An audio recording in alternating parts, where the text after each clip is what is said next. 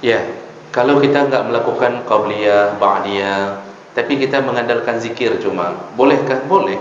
Qabliyah itu sunnah, apa? Nanti terbagi cuma ada yang muakkad, ada yang ghair muakkad. Ba'diyah pun sunnah. Enggak kita lakukan boleh.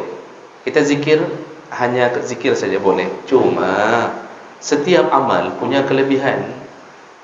Qabliyah, ba'diyah itu kelebihannya ketika nanti solat kita ada bolong-bolongnya, kekurangan, enggak khusyuk, khusyuk rakaat pertama, enggak khusyuk 3 rakaat berikutnya. Yang bantu siapa? Salat ini, qabliyah dan ba'diyah.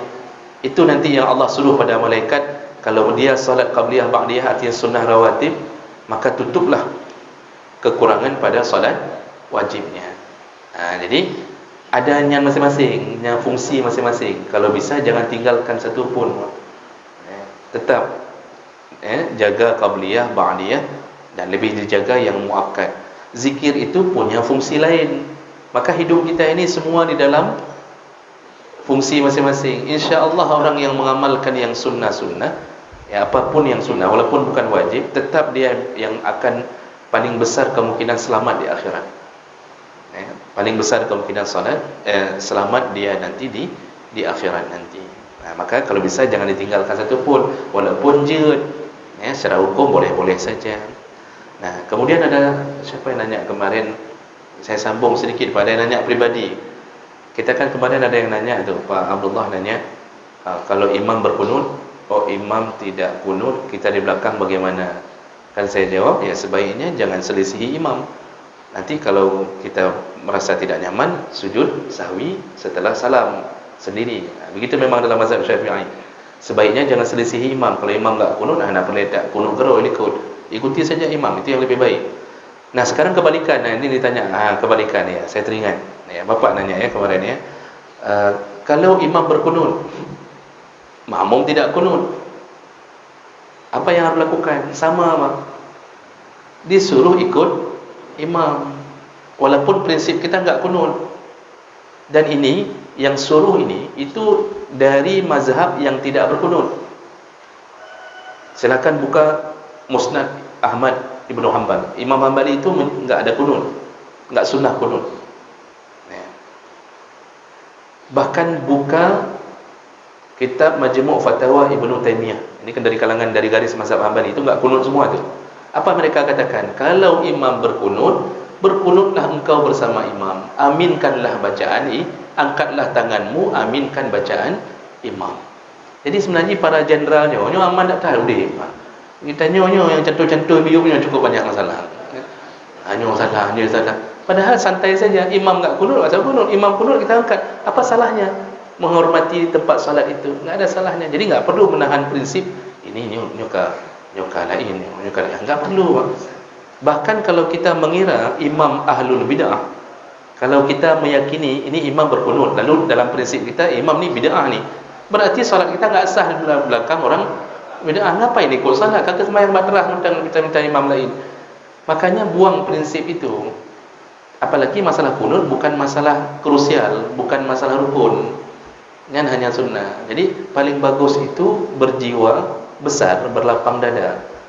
Imam As-Sudais kan pernah datang ke Jakarta, disuruh jadi imam di Masjid Istiqlal. Apa ingat? Imam Sudais di Masjidil Haram. Mereka itu mazhab Hambali, Saudi itu mazhab Hambali. Ketika disuruh jadi imam di Masjid Istiqlal, apa beliau lakukan? Beliau kunut. Langsung beliau pimpin salat, beliau kunut di waktu subuh. Menunjukkan apa? Kebesaran hati. Itu seharusnya mukmin. Kita ini kan satu Tuhan, satu Nabi. Seharusnya kita jaga masalah-masalah ubud-ubudnya, yang neregam juga dia. Jangan jadi masalah. Ini perpecahan hari ini karena merasa terlalu fanatik sekali, sehingga bacaan pun kurang. Biasanya yang fanatik itu bacaannya kurang. Baru berdepa sabah ke berhaju, kagak kan pakai je. Jangan sampai ke situ. Jadi begitu yang paling baik ikuti imam yang berkunut. Ketika kita membaca subhanallah atau subhanahu wa bihamdih atau apapun bacaan tasbih, pertanyaannya bagaimana yang harus kita rasakan, Pak? Gimana?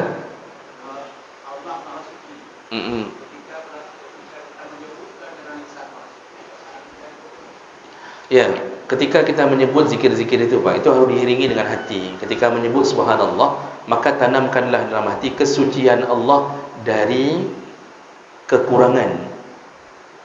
Allah itu tidak ada kekurangan sedikit pun. Allah suci dari semua tuduhan fitnah. Karena Allah telah sebutkan dalam Al-Quran, orang-orang Nasrani, Yahudi mengatakan tentang Allah itu tiga. Innallaha salisu salasa. Allah, orang Yahudi mengatakan Uzair adalah anak Allah. Allah suci dari semua itu. Jadi kesucian Allah dari segala hal, dari tuduhan, ejekan, kekurangan. Jadi tidak ada kekurangannya sedikit pun dari Tuhan kita, Allah Subhanahu Wa Taala. Jadi tanamkan kebesarannya, kesuciannya dari segala kekurangan. Itu yang perlu ditanamkan di dalam hati. Baik. Anjir, apa tahu?